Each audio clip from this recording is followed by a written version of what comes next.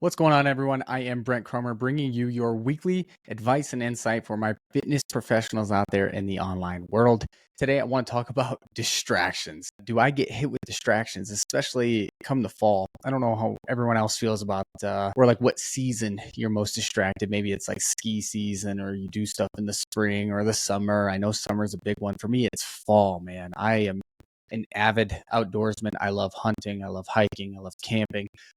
Love football. Big Steelers fan. Shout out to my Steelers fans out there. Love college football. Ohio State. That's my home state there.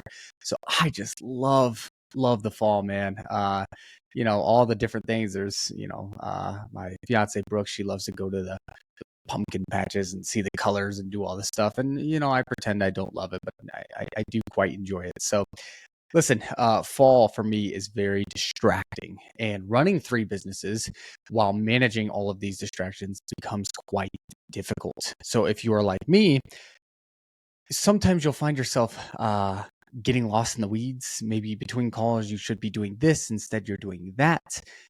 So I want to talk about 3 steps that I believe you should take to manage those distractions if you're anything like me during the fall, or maybe this will help you next summer, what have it, okay? So first and foremost, distractions are different for everyone. For me, it is lately it's been a little bit of online shopping, and then just for like hunting gear and planning my trips and my weekends.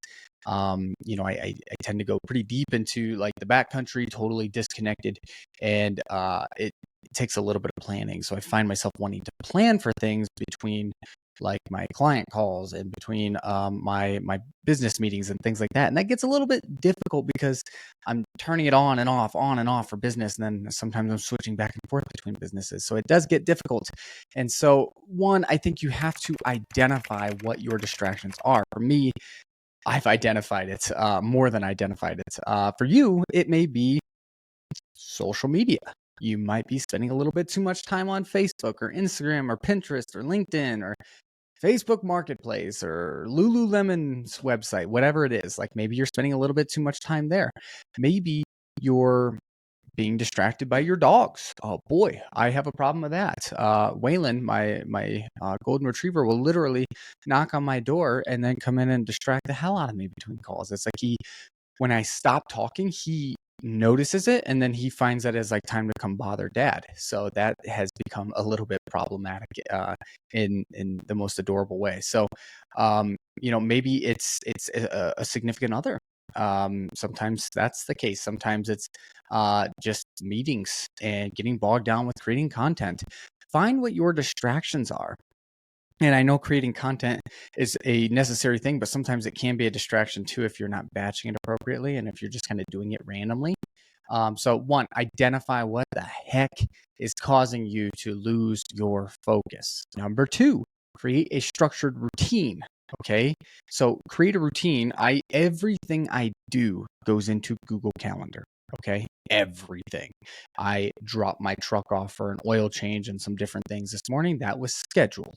The podcast is scheduled. Everything is scheduled from the moment I wake up. Everything is scheduled. The only time I allow myself to get distracted at this point is if somebody cancels or a meeting gets moved and maybe a half-hour spot opens up. I might go down and play with the dogs and look around at stuff and plan some things. Like for right now, my routine is built around I can have these distractions in the workday if something opens up. Otherwise, it's got to be an end of the day thing. It has to be. So that's how I've identified and started to work towards being more productive during the fall weather. And number 3, establishing boundaries. If you're my real estate partner Scott, him and I have established really good boundaries because we've worked together for 3-4 years, I think 4 years at this point, and we own 2 companies together.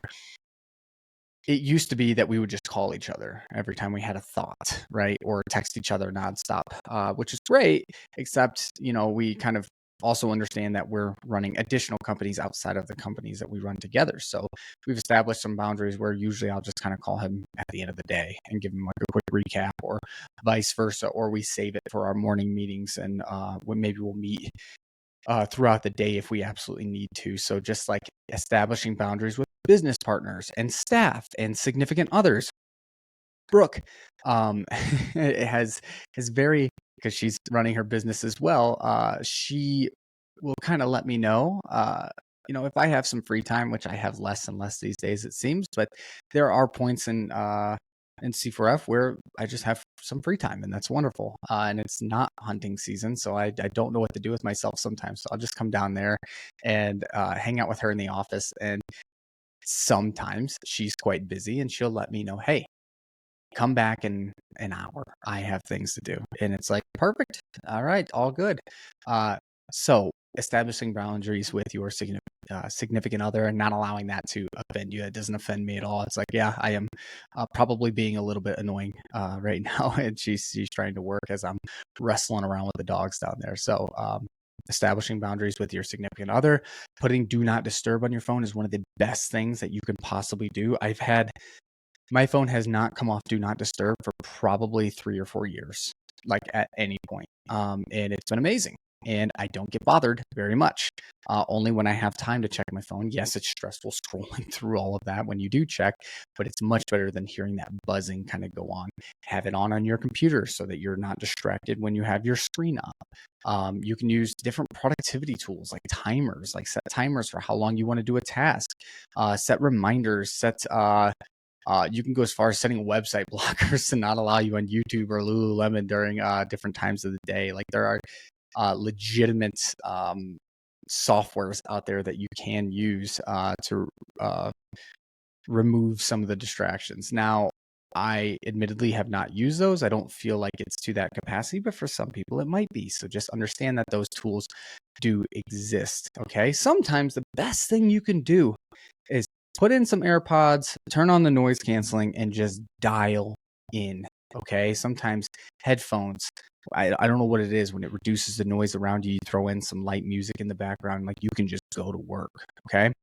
But more than anything, those are kind of like the 3 steps that I take. Identify what's causing the distractions, put everything into Google Calendar, and only allow yourself the time to go and distract yourself if something cancels or moves or something like that. And then establishing boundaries both with friends, family, business partners, staff, and significant others.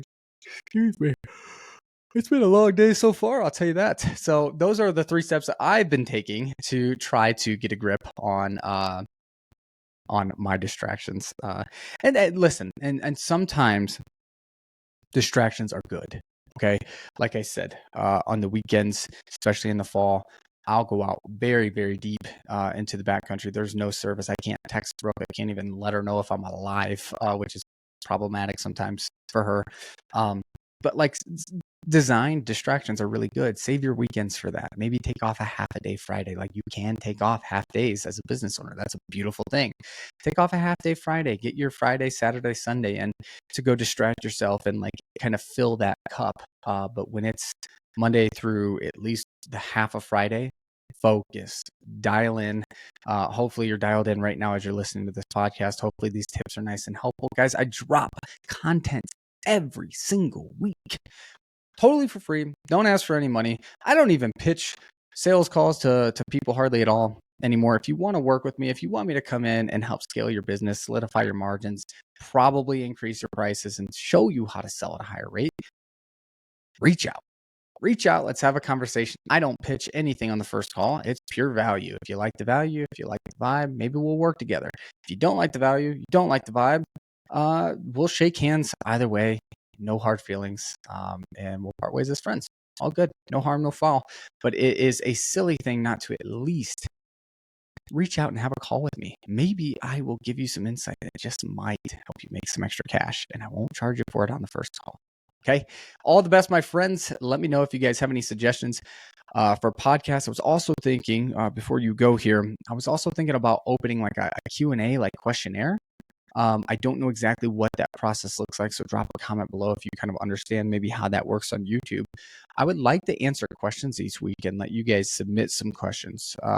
Maybe I'll do that on social media. Maybe there's a website or like a forum or something YouTube has. I'll have to look into it. But if you guys would like to submit questions, go ahead and give this a like and comment below. Yes, comment yes below if you'd like me to answer specific questions, because I would love to provide more contextual help as well. All right, all the best. Peace.